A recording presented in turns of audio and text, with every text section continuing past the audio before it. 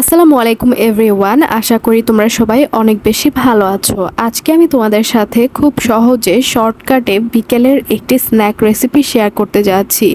এটা আমি শুধুমাত্র চিপস আর অল্প কিছু উপকরণ দিয়ে করে ফেলেছিলাম।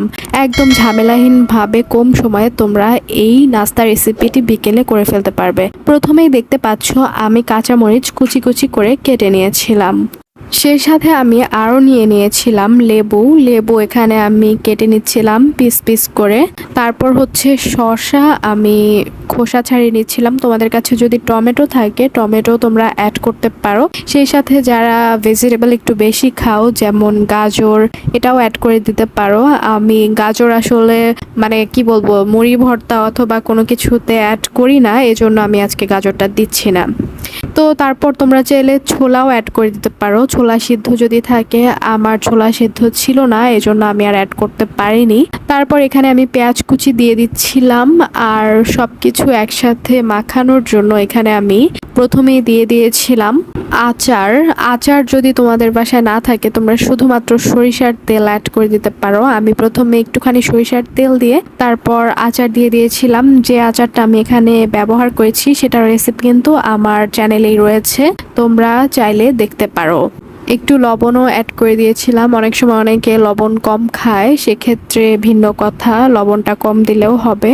আর হচ্ছে তোমরা যদি টকটা মানে মনে করো যে টক টক রাখবে এই রেসিপিটা, সেক্ষেত্রে তোমরা আচারের পরিমাণটা একটু বেশি দিয়ে দেবে। আমি যেহেতু টকটাই প্রিফার করি, সো টকের পরিমাণটা বেশি হওয়ার জন্য আচারটা দিয়ে দিচ্ছিলাম বেশি করে। আর সেই সাথে এখানে দিয়ে দিয়েছিলাম চানাচুর। তোমরা যে কোনো চানাচুর দিতে পারো, তবে রুচি বারবিকিউ চানাচুরটা যদি তোমরা দাও সেক্ষেত্রে স্বাদ কিন্তু একদম অন্য লেভেলের হবে। তো এই তো আমার চানাচুর দেওয়া হয়ে গেলেও এখন হচ্ছে আমি এগুলোকে ভালো মতো মেখে নিব। সেজন্য আমি একটা চিপস কুরকুরে যে চিকেন স্পাইসি যে ফ্লেভারটা রয়েছে সেটা তোমরা অ্যাড করবে এখানে। চাইলে অনিয়ন ফ্লেভার বা অন্য কোনো ফ্লেভার দিয়েও করতে পারো, তবে আমার কাছে যেহেতু চিকেন স্পাইসি ফ্লেভারটা বেশি ভালো লাগে তাই আমি ওইটাই নিয়ে এসেছিলাম। আর ওইটাই কিছুটা গুঁড়ো গুঁড়ো করে বা ভেঙে ভেঙে দিয়ে দিয়েছিলাম। তারপর হচ্ছে ভালো মতো সব একবারে মাখিয়ে সবগুলো চিপস আমি দিয়ে দিই এবং একদম লাস্টে লেবু অ্যাড করে দিই। অনেক সময় মুড়িও অ্যাড করে দিতে পারো তোমরা, মুড়ি দিয়ে দিলেও কিন্তু এটার স্বাদটা অনেক অনেক ভালো থাকে এবং অনেকে একসাথে খেতে পারবে।